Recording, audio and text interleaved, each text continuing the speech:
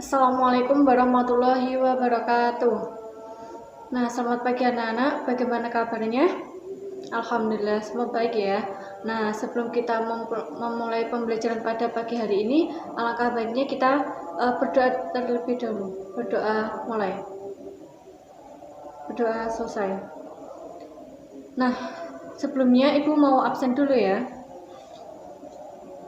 Elsa, hadir ya. Nisa, hadir. Luna, hadir ya. Lukman, hadir. Nabil, hadir ya. Maira, hadir. Alhamdulillah semuanya hadir. Nah, sebelum kita mulai pembelajaran, semuanya sudah LKS-nya sudah dikeluarkan. Nah, yang belum dikeluarkan dulu LKS-nya. Nah, ada yang tahu nggak hari ini kita akan mempelajari apa? Nah, belum tahu? Ya udah, Ibu punya gambar, jadi kalian amati gambar ini. Nah, kita akan amati bersama-sama apakah isi gambar ini. Nah, silakan kalian amati. Nah, dari gambar yang pertama, ada yang nggak tahu nggak? Ini orang ini sedang melakukan apa? Benar sekali, sedang melakukan ibadah sholat. Nah, yang gambar yang kedua, ada yang tahu nggak?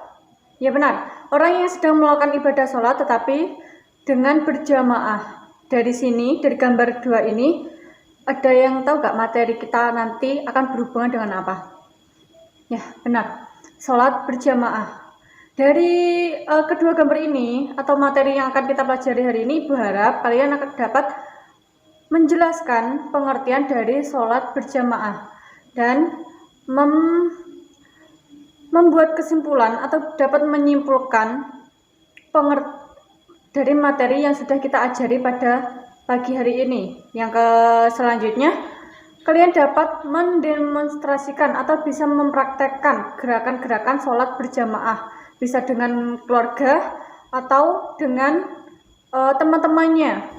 Nah, dari materi yang kita akan pelajari hari ini, Ibu akan membuat sebuah metode yang namanya metode ini yaitu example non-example. Nah, jadi nanti Ibu akan membuat kalian menjadi ke dalam 4 kelompok. Jadi nanti yang di sini adalah kelompok pertama, kedua, ketiga, dan keempat. Nah, dari masing-masing kelompok ini nanti akan Ibu paparkan sebuah video. Nah, dari semua kelompok ini akan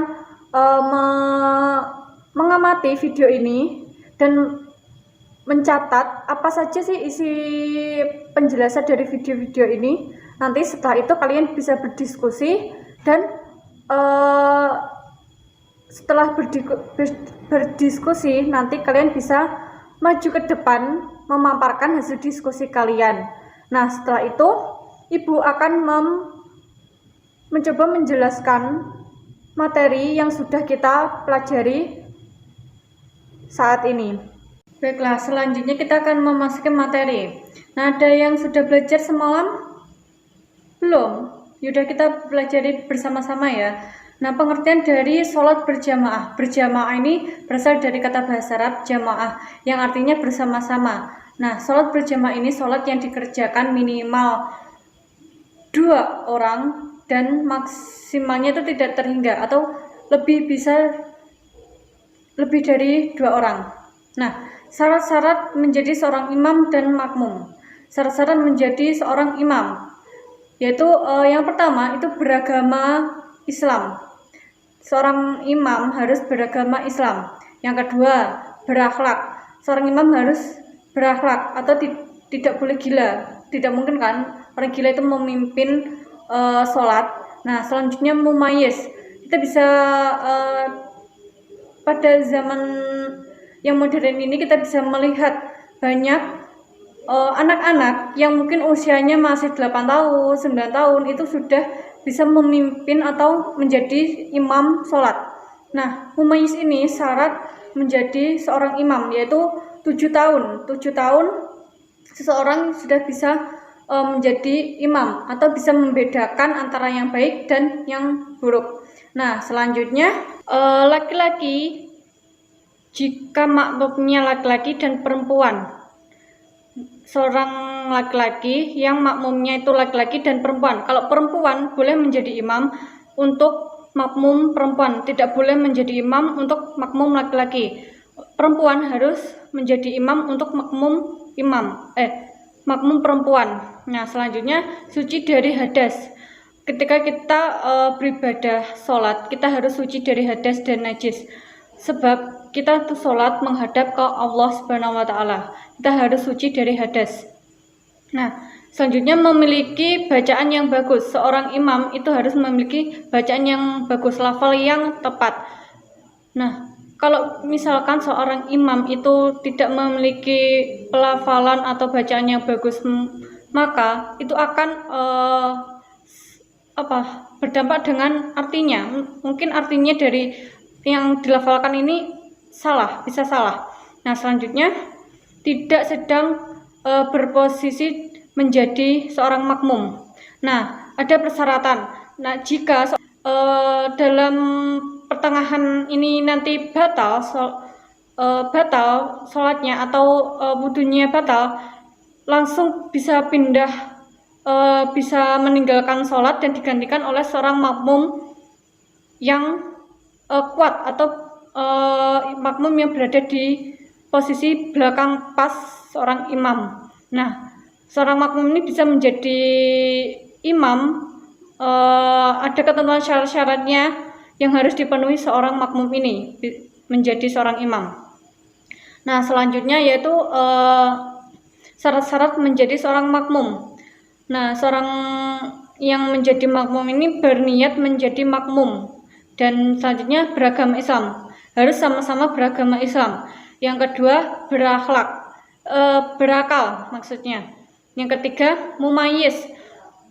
Syarat menjadi orang yang bisa melaksanakan ibadah sholat ini mumayyiz, atau seorang yang sudah bisa membedakan baik atau buruk. Biasanya kalau dalam kesadaran kita ini anak yang sudah berusia 7 tahun sudah bisa membedakan baik dan buruk, bisa menjalankan ibadah sholat atau bisa menjadi seorang makmum. Nah, selanjutnya saat kita menjadi seorang makmum, kita tidak boleh posisinya itu sejajar atau lebih maju sedikit dari imam, harus di belakang imam.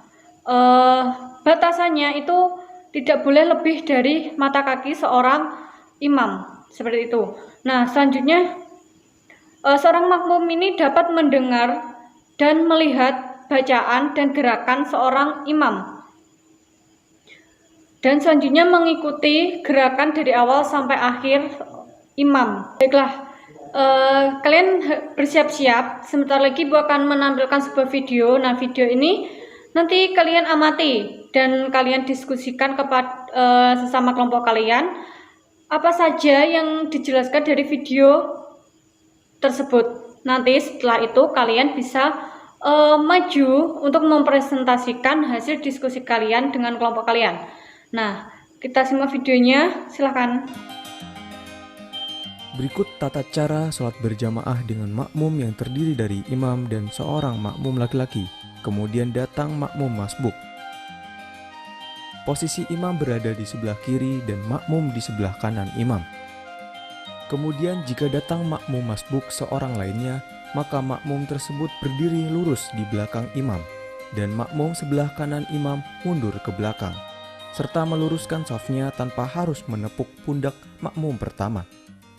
Jika datang makmum masbuk lagi, maka makmum yang baru datang berdiri di sebelah kiri makmum yang ada, langsung melakukan takbiratul ihram dan mengikuti imam dalam keadaan apapun. Ketika mendapatkan ruku secara sempurna, maka makmum ketiga ini masih mendapatkan rakaat si imam.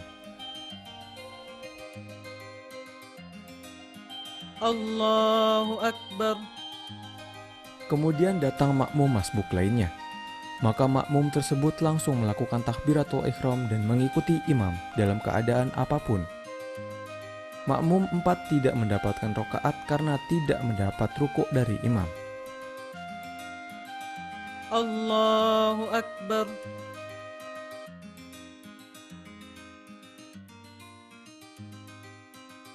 Allahu Akbar. Begitu juga jika datang makmum masbuk lagi, maka makmum tersebut langsung melakukan takbiratul ihram dan mengikuti imam dalam keadaan apapun. Allahu Akbar.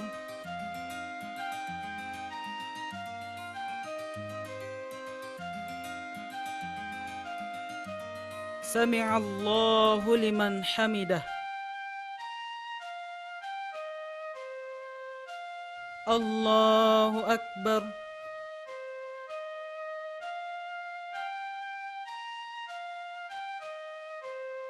Allahu Akbar.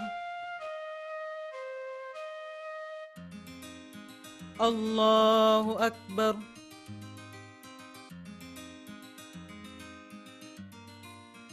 Jika datang makmum masbuk lagi, hendaknya selalu memperhatikan agar posisi imam tetap di tengah depan, yaitu dengan menepati sisi makmum yang ada. Lakukan takbiratul ihram dan mengikuti imam dalam keadaan apapun. Allahu Akbar.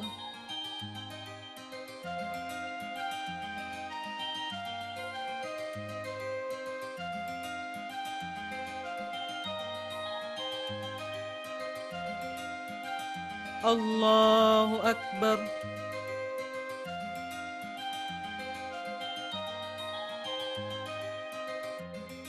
Sami'allahu liman hamidah.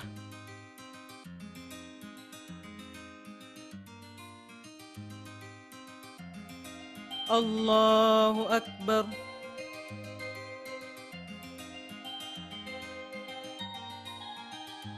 Allahu Akbar.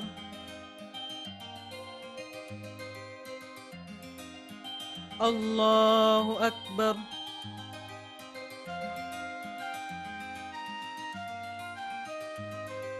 Allahu Akbar. Assalamualaikum warahmatullahi wabarakatuh. Assalamualaikum warahmatullahi wabarakatuh. Setelah imam selesai, Baiklah, sudah ya. Nah, sekarang Ibu kasih waktu kalian 30 menit untuk berdiskusi dengan kelompok-kelompok masing-masing. Dan setelah itu, kalau waktunya sudah habis, kalian bisa maju persatu ke depan untuk menjelaskan hasil diskusi kalian. Dimulai dari sekarang. Baiklah, sekarang sudah 30 menit, kalian bisa mempresentasikan hasil diskusi kalian. Nah, dimulai dari kelompok 4 dulu ya. Silakan kelompok 4. Baiklah, selanjutnya Ibu akan menjelaskan lagi tentang makmum masbuk. Apa sih yang dikatakan dengan makmum masbuk? Nah, makmum yang tertinggal rukun sholat. Nah, ada ketentuan-ketentuan yang bisa dikatakan menjadi makmum masbuk.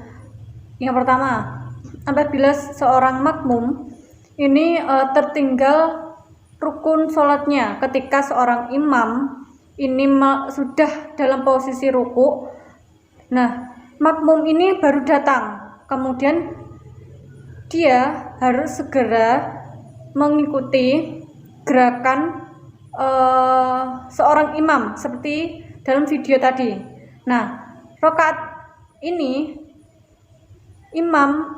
maksudnya makmumnya itu bisa mendapatkan rakaat pertama atau sholatnya sah. Rakaatnya pertama itu sah. Dan yang kedua, apabila seorang imam itu sudah dalam posisi sujud. Nah, seorang makmum ini baru datang dan seketika itu harus mengikuti gerakan imam yang sujud itu.